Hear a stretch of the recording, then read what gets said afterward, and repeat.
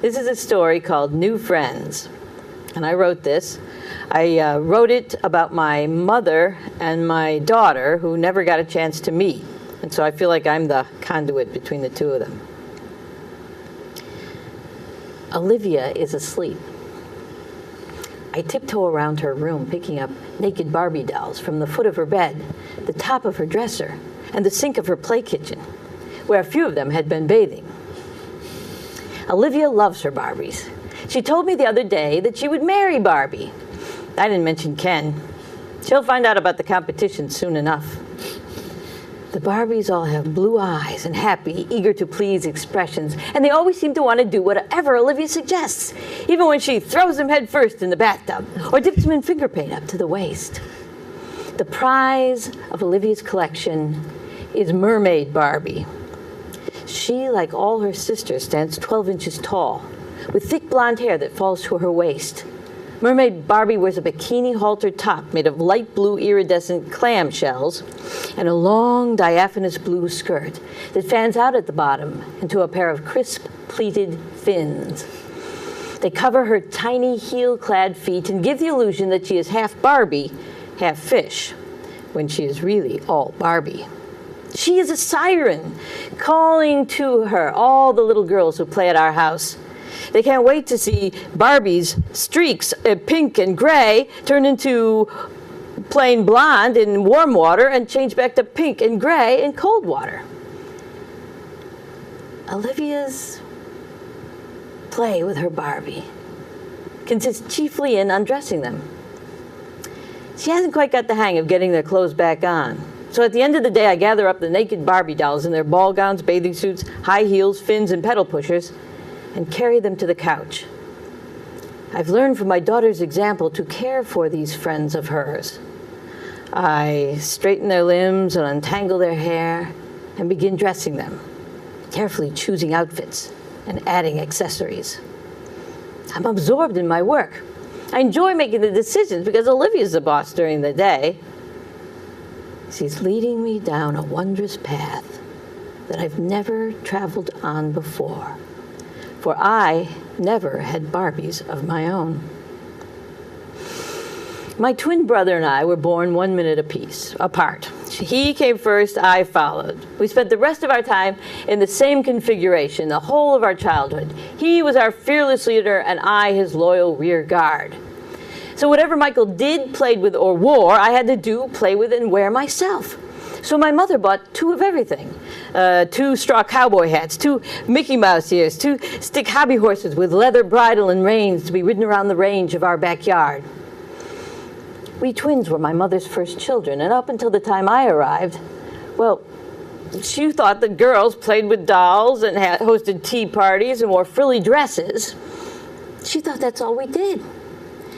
And it was whenever my aunt or my grandmother presented me with a doll, I'd toss it away in favor of whatever truck or power toolkit my brother had just received. My explanation for my heartless behavior was simple. Michael doesn't play with dolls. On our 6th birthday, after the singing of Happy Birthday and the eating of many pieces of birthday cake, we were given our presents. I opened my box to find a beautifully dressed bride doll. It had been commissioned by my mother that a woman in her office would make it just for me. The bride was one of a kind and had been called Julia by its creator. Michael got a toy gas station with cars, a pickup truck, water-filled gas pumps that really worked, and 2 attendants. I don't remember much about the way Julia looked. She had a long, gauzy white veil held in place on her blonde head by a comb with pearls on it. Her white, scratchy dress winked at me from tiny crystal beads sewn all over it. It looked and felt like the dreaded dress I'd be making my first Holy Communion in later that year. Julia had white gloves, white stockings, white shoes, and she carried a small white purse with a rose on it. As I took her from her pink scented wrappings, I sensed the enormous strength of my mother's longing for me to cherish this doll, even at 6. So I lifted Barbie from her wrappings and I turned her slowly, seeing all of her. Out of the corner of my eye, I saw Michael setting up his gas station in the living room. I hugged Barbie and felt her veil scratch my face and tickle my nose. And I smiled while one of my aunts took a picture. Michael, I noticed, had gone to the kitchen to fill his gas pumps with water. I tried to speak to this doll, but I couldn't think of anything to say. So after checking her small purse to see if it contained money, it didn't. I set her on the chair next to me and told her, I'll be right back. Then, without looking at my mother again, I popped up mid beeline for the now up-and-running gas station. Michael and I spent the rest of the occasion filling gas tanks, checking oil, forcing the attendants to drink gasoline and die. Julia continued to sit, forlorn and neglected, at the dining room table.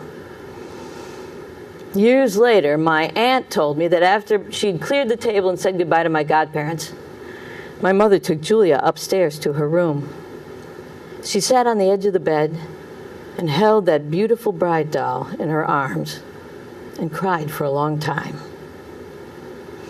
And then she wrapped Julia back up in her pink scented wrappings and put her away in the closet. I never asked where she was. But I think of that 6th birthday as I pick out a lovely maroon and gold tea gown for Dance and Twirl Barbie to wear this evening. I slide the puffy tulle sleeves and gold bodice over her body, and I satisfy myself that all the seams are straight. I fit her tiny high heels on her perfect little feet, and I see again my mother's face across the dining room table, achy amidst the party favors, hats, and birthday cake. So I hug the Barbie I'm dressing to show my long dead mother what I've learned about love.